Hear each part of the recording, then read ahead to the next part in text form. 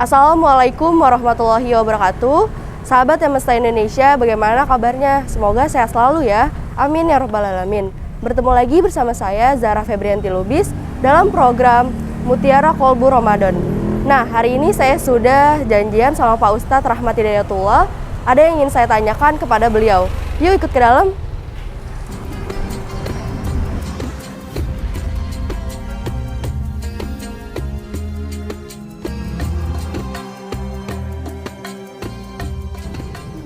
Assalamualaikum. Kak, ada Pak Ustadznya? Ada ditunggu. Oke, saya masuk ya Kak. Terima kasih. Nah, sahabat Semesta Indonesia, saat ini saya sudah bersama Ustadz Rahmat Hidayatullah SPDI. Saya mau menanyakan tentang zakat, terutama zakat fitrah, yang dimana sebentar lagi kita ingin merayakan Idul Fitri, yang dimana kita memiliki kewajiban untuk membayar zakat fitrah. Nah, ada beberapa hal yang ingin saya tanyakan terkait masalah zakat dan fidyah. Karena bagi kaum perempuan biasanya nggak full puasanya, pasti ada halangannya. Maka diganti dengan puasa atau membayar fidyah. Nah, Pak Ustadz, kapan waktu yang tepat untuk membayar fidyah? Terus berapa nominalnya ya Pak Ustadz?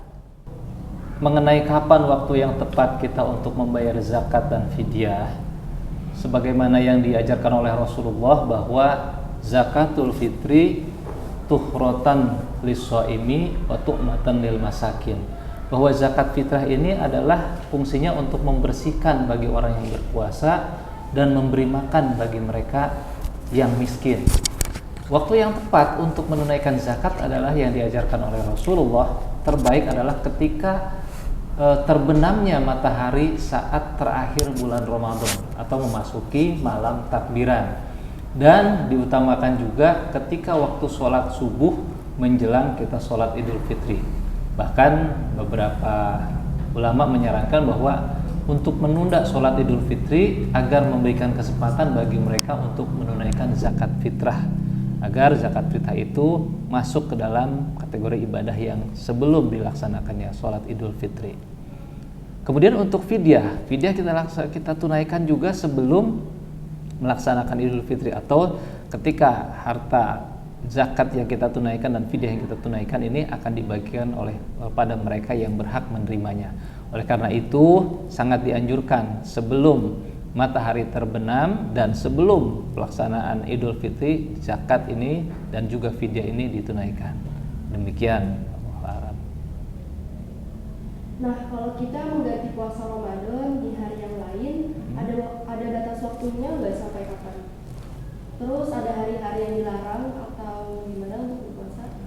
Ya, untuk kita yang mau mengganti puasa kita di hari-hari yang lain, sebagaimana diajarkan dalam surah Al-Baqarah, agar digantinya min ayyamin ukhar, tapi kita diberikan kesempatan untuk menggantinya itu sebelum datangnya Ramadan berikutnya. Ya, di sepanjang tahun sebelum Ramadan berikutnya kita harus sudah menunaikan atau membayar hutang-hutang puasa kita. Namun ada di dalam hari-hari yang tidak boleh kita melaksanakan puasa. Yang pertama itu adalah di hari raya Idul Fitri. Hari raya Idul Fitri diharamkan umat muslim untuk berpuasa. Yang kedua ada di hari raya Idul Adha juga sama, dilarang untuk melaksanakan puasa atau diharamkan. Kemudian umat Islam juga diharamkan untuk berpuasa pada hari tasyrik atau pada tanggal 11, 12 dan 13 Dzulhijjah. Ada juga kemudian hari yang dilarang berpuasa itu adalah hari syak, hari ragu-ragu. Kadang-kadang kita antara bulan Sya'ban ke Ramadan ragu-ragu ini sudah masuk atau belum. Nah, ketika ragu-ragu itu diharamkan untuk berpuasa sampai ada pengumuman dari pemerintah atau ulil amri saatnya kita berpuasa atau belum, kurang lebih seperti itu. Baik Pak Ustadz, apa sih yang dimaksud dengan zakat? Terus jenis zakat itu apa aja ya Pak Ustadz? Ya, zakat secara kalimat asal kata zaka yuzaki artinya membersihkan, atau dalam kata lain zakat juga artinya tumbuh dan berkembang. Makanya salah satu pengelola zakat mengajarkan bahwa zakat ini harus tumbuh dan berkembang, bukan hanya habis dimakan sampai di situ. Dan secara pengertiannya bahwa zakat ini adalah sesuatu kewajiban, sebagaimana dalam rukun Islam juga disampaikan salah satu di antara rukun Islam adalah menunaikan zakat. Dan kita melaksanakan zakat ini adalah fardu Ya, setiap jiwa, bahkan bayi yang baru dilahirkan pun punya kewajiban untuk orang tuanya memberikan atau menunaikan zakat fitrahnya. Kemudian kalau jenis-jenisnya, zakat itu ada dua, ada zakat nafs atau zakat fitrah, yang kedua zakat mal, zakat harta. Nah, kalau zakat fitrah ini yang kita tunaikan hari ini dengan kadar yang sudah ditetapkan. Kemudian kalau zakat mal itu banyak macam-macamnya.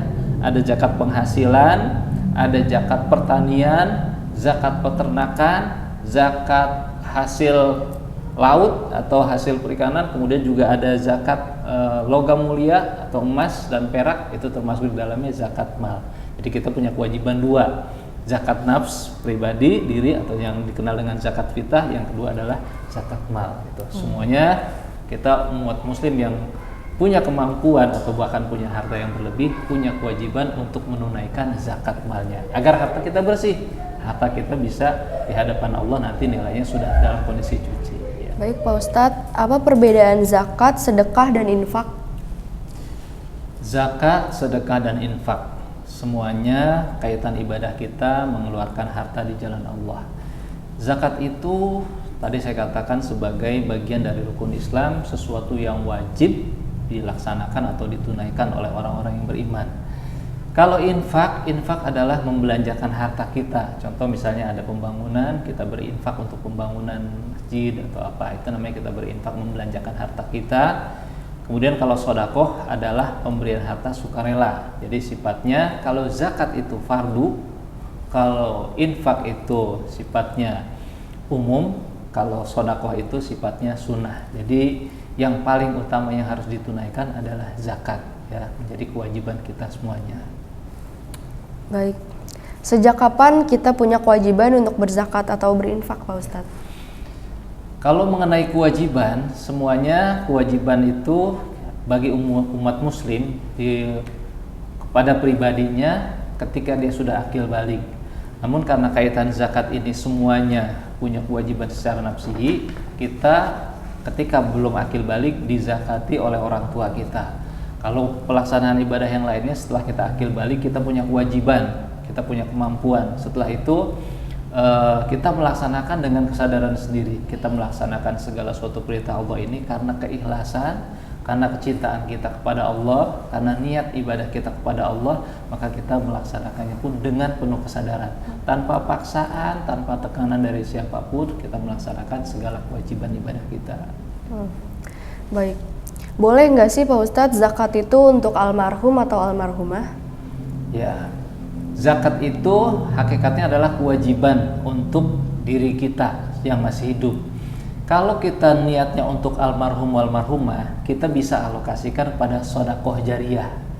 Karena di antara pahala yang tidak terputus adalah sodakoh jariyah. Dalam hadis lain Rasulullah menerangkan, iza mata ibnu adam in qata'a amaluhu illa min salasin. Salah satunya adalah sodakotin jariyah.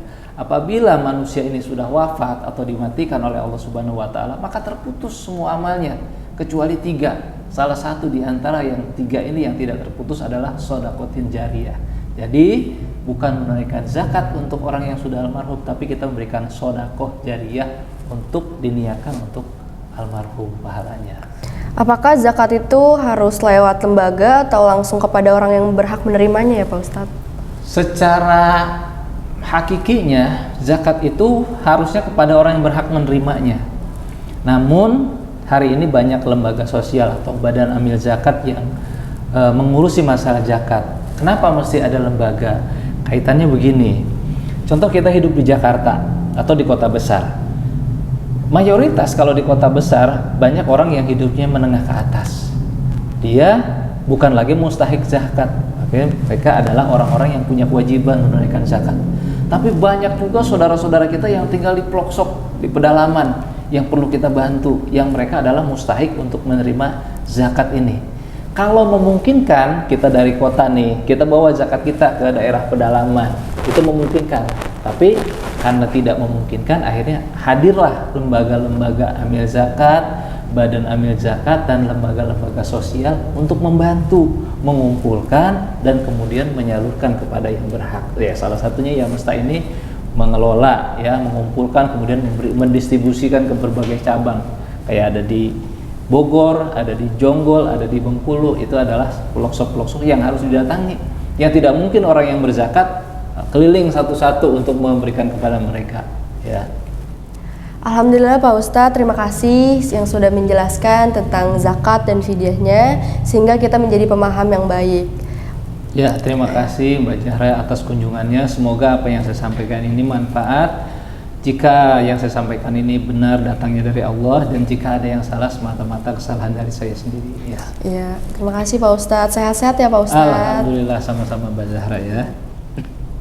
Nah, bagi sahabat Mesta Indonesia yang ingin menunaikan zakat, infak, dan sodakoh, maka bersegeralah untuk menunaikannya, mumpung masih ada kesempatan. Saya Zahra Febrianti Lubis, pamit undur diri. Terima kasih. Wassalamualaikum warahmatullahi wabarakatuh. Hai sahabat Mesta Indonesia, jangan lupa like, comment, and subscribe ya channel Mesta Indonesia Official agar terus berkembang dan terus memberikan manfaat untuk kita semua. Amin ya robbal alamin. Jangan lupa share ke media sosial kalian. Terima kasih. Wassalamualaikum warahmatullahi wabarakatuh.